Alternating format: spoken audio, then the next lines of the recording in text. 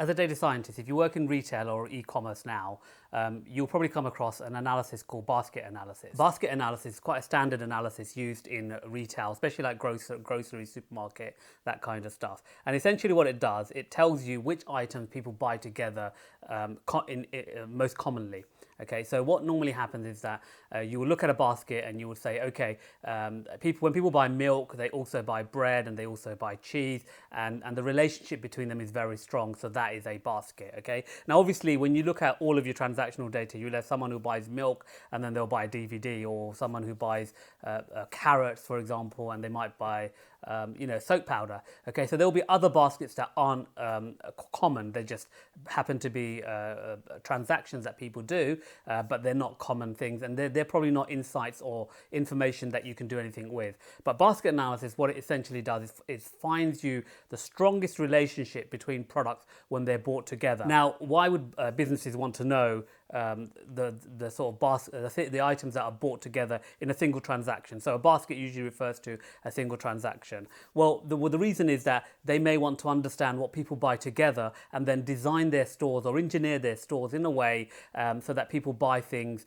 If they know what people buy together, they can either put them together, or actually they can put them a certain distance apart, so that when people walk from, let's say they buy bread and milk, they might walk from the bread aisle, or sorry, the milk aisle to the bread aisle, and there may be things in between that they may also want to buy. So what a basket analysis essentially does is it looks at the combinations of all products that are bought within a transaction and gives them a kind of weighting. So it says the association between milk and bread is, let's say, 0.9. So that means typically, bread and milk have a very strong relationship and they're bought together quite often. If you had an association of like 0.1 or something, or 0.01, then it's a very weak association. So people don't commonly buy these two products together. And so what happens is that the analysis, usually basket analysis, you do something like association analysis, like a priori. And what that will tell you is how many items or what items go together. So as a data analyst, if the business asks you to run a basket analysis, what they're essentially asking you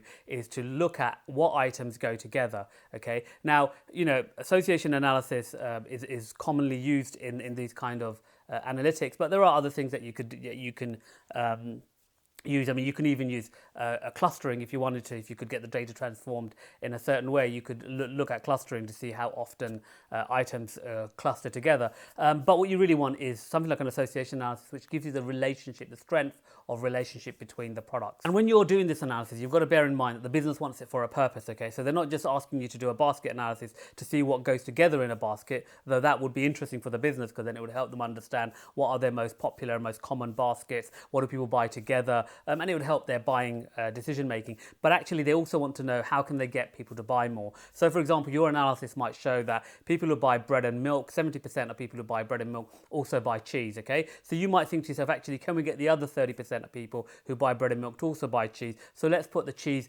near the milk or something. Okay, so therefore when people are walking past the milk aisle, they may think, oh, actually, maybe I'll buy cheese as well. But that's what basket analysis does. It looks at the organic grouping of products that people buy within a single transaction, and you try to get people to buy those things together when they come, or more of them when they come. Okay, so if 50% of people only bought bread, milk, cheese, okay, you want more of them to buy it, so you try and engineer the store in a way that people get to see the cheese more often and therefore buy it. The other thing you might do is, if you understand that people buy bread, milk and cheese, but only 50% of people do it, 50% of people only buy bread and milk, okay, what you might want to do is send them an offer. So you might say to them, look, if you buy bread and milk, we'll give you X% off cheese, and that's more likely to get people to buy. And that's usually quite a common thing that businesses do. They try and offer some kind of promotion, but actually what you find is that behaviors that are organic, that you can identify in basket analysis, you don't need to really incentivize them. If you just trigger people's memories or people's motivations for coming to the store, they'll organically buy it. Obviously not everyone will buy it, because some people just want to buy bread and milk, they don't want to buy the cheese. Some people just want to buy milk on its own. But if there's a strong relationship, that what you'll find is that more people will buy it. They just probably forgotten, or they hadn't thought about it, or it wasn't something that that they had considered buying, and but by seeing it, they may then consider buying it. So essentially, a basket analysis is looking at the grouping of natural products. Okay, so when people buy in a single transaction, and whatever analysis you use, like I said, association analysis, you can use some kind of clustering.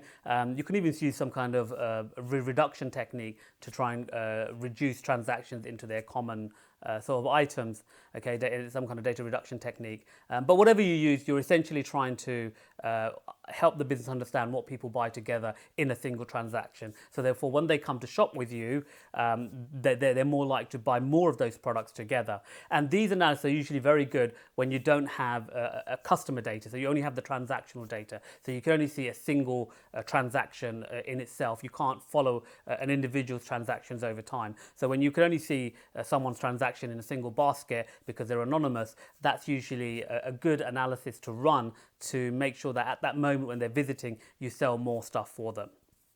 Or sorry, you sell more stuff to them. Well, thank you for watching my video. I hope you enjoyed it. Please do press the like button, and if you have any comments, please put them in the comment sections below. And of course, please do subscribe to my channel. Thank you.